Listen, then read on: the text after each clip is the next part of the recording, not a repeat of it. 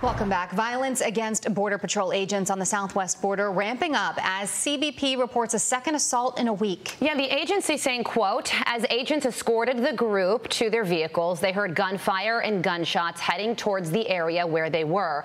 Residents of the area reported seeing several people from the Mexican side flee the area. Here to react, retired acting ICE director and Fox News contributor Tom Homan. So, Tom, it looks like Border Patrol in California was in a situation where they were trying to get a group of illegal immigrants into a vehicle of some sort, and then people over on the Mexican side of the border were firing shots at them. So is this active aggression something that happens typically, or is this sort of an out-of-the-ordinary situation?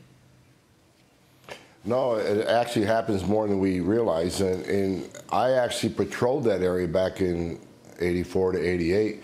The Old Tide Mountain area. I was a Border Patrol agent in that same area, so I'm very familiar with the area. I was actually involved in the shooting way back then, right in that general area near Tecate. But that area is known for high trafficking. It's high human trafficking, high alien smuggling, and high drug smuggling. And what's happening right now, the cartels know that the Border Patrol is overwhelmed. They know backup is miles away because half the Border Patrol is processing family units and children.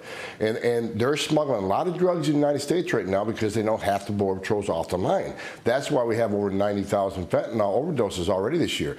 So they've been emboldened, and they're making a lot of money, and they're willing to take the risk and take on law enforcement because of the money they're making.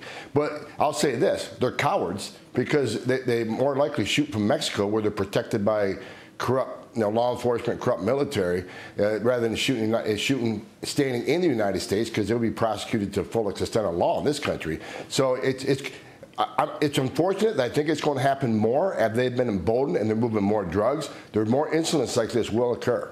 Well, that incident that you and Carly were just referencing, that comes 3 days after another shooting that was reported by agents in El Paso, Texas, where surveillance camera operators actually confirmed 2 suspects armed with high-caliber rifles firing toward the North American side of the Rio Grande.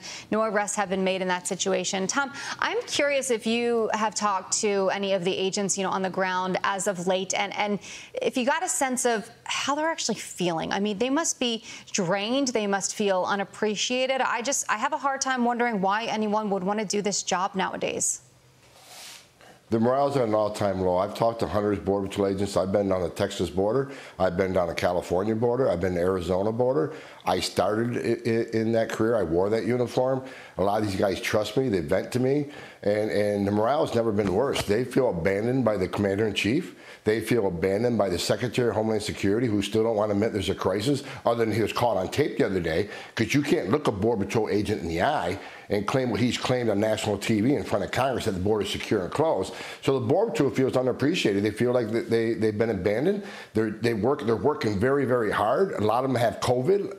They've lost agents to COVID. So not only is this job dangerous, as like the shootings, over 140 Border Patrol agents have died in the line of duty, but the COVID deaths are racking up too, and they feel like they've been put in harm's way by this administration more than they normally are. It's a dangerous job already, but to put them on the front line to deal with thousands of COVID people coming across the country when they could very easily shut it down and take Title 42 seriously across the board and reinstate the Remain in Mexico program, they feel like they've been put in harm's way on purpose. Yeah, well, I was just about to ask you about the Remain in Mexico program, because there was this huge victory in Texas where a federal judge ordered the Biden administration to reinstate it. And it's the program that keeps people in Mexico as they await their asylum hearings in the United States. So what's your reaction to that ruling? And do you think the Biden administration will actually go forward and continue to re-implement the policy?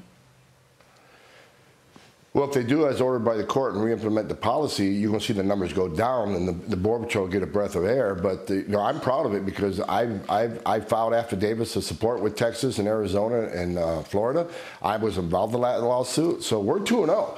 We beat the Biden administration, 100-day moratorium. Now we beat them on this, and we're going to beat them on more things, because this administration is not only ignoring the law, I think they're breaking the law. So, God bless Ken Paxton, the state of Texas, taking this on, and the governor. This administration is lawless, and, I never thought I would say, serving my country for 35 years, working for 6 different presidents, that I would retire and actually sue a president for not doing his job and upholding the oath to protect this nation. It's funny how life works out sometimes. Tom, thank you so much for joining us this morning. We appreciate you and your hard work. Thanks, Tom.